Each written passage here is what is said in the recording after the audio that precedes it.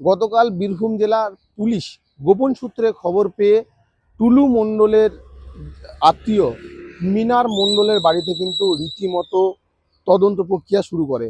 সেই তদন্ত প্রক্রিয়ায় উঠে এসেছে প্রায় 28 কোটি টাকা সহ 15 কেজি সোনা।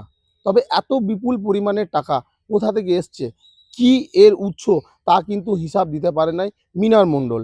তারপরেই তাকে কিন্তু গ্রেপ্তার করা হয়েছে আজ সকালেই, এমনটাই জানানো হচ্ছে। মিনার মণ্ডল শুধু ওনাকে অ্যারেস্ট করা হয়েছে। বাড়ি থেকে কি এখন সিল করে দাও? মোটামুটি যেটা সার্চ সেটাতে পাওয়া গেছে সবাই জিনিস সিজ করা আছে অলরেডি।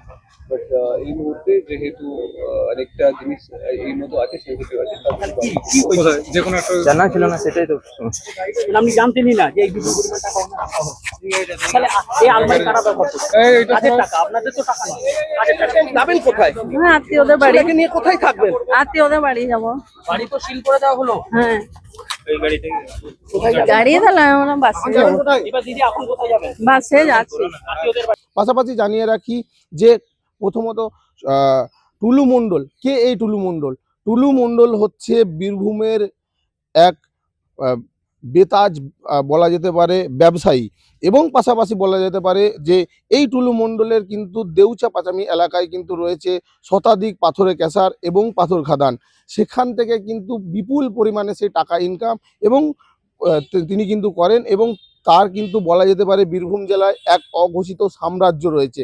সেই সাম্রাজ্যরই কি এক অংশীদারিত্ব সামালতো এই মিনার মণ্ডল, অর্থাৎ টুলু মণ্ডলের যে আত্মীয় তিনি, তা কিন্তু এখনো স্পষ্ট হয়ে ওঠে নাই। কিন্তু রীতিমতো এই বিপুল পরিমাণে টাকাকে উদ্ধারকে ঘিরে কিন্তু রীতিমতো চাঞ্চল্য সৃষ্টি হয়েছে গোটা বীরভূম জেলা জুড়ে।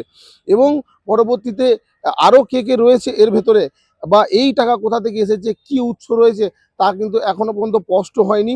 এবং এই টাকার কিন্তু হিসাব কিন্তু মিনার মণ্ডল তিনি কিন্তু দিতে পারেনি। বীরভূম জেলা পুলিশ তাকে কিন্তু রীতিমতো গ্রেপ্তার করেছে, জিজ্ঞাসাবাদ চলছে। এবং বলা যেতে পারে যে গতকালকে কিন্তু যে টাকা গোনার যে মেশিন বলা যেতে পারে, যে 6টি মেশিন তা টাকা গোনার লাগানো হয়েছিল, এবং পাশাপাশি যে ট্যাঙ্ক, সেই ট্যাঙ্ক কিন্তু 6টা ট্যাঙ্ক আনা হয়েছিল, সেই টাকা কিন্তু বাজেয়াপ্ত করেছে বীরভূম জেলা পুলিশ এবং নিয়ে যাওয়া হয়েছে এবং জিজ্ঞাসাবাদ চলছে। এখনো পর্যন্ত বলা যেতে পারে যে এর পেছনে কে রয়েছে, বা আরও এই যে টাকা রয়েছে, যে বিপুল পরিমাণে টাকা উদ্ধার হয়েছে, সেই টাকা কিন্তু আরও কারা এই যুক্ত রয়েছে এর ভেতরে, তা কিন্তু এখনো পর্যন্ত বীরভূম জেলা পুলিশের কাছে স্পষ্ট হয়ে ওঠেনি। কিন্তু বলা যেতে পারে যে বীরভূম জেলার পুলিশের কিন্তু বড়সড় সাফল্য কিন্তু দেখা যাচ্ছে, এবং এর পেছনে কে কে রয়েছে তা কিন্তু তদন্ত প্রক্রিয়া এখনো পর্যন্ত কিন্তু চলছে বলা যেতেই পারে। বীরভূম থেকে প্রদীপ দলুই, নিউজ পোল বাংলা।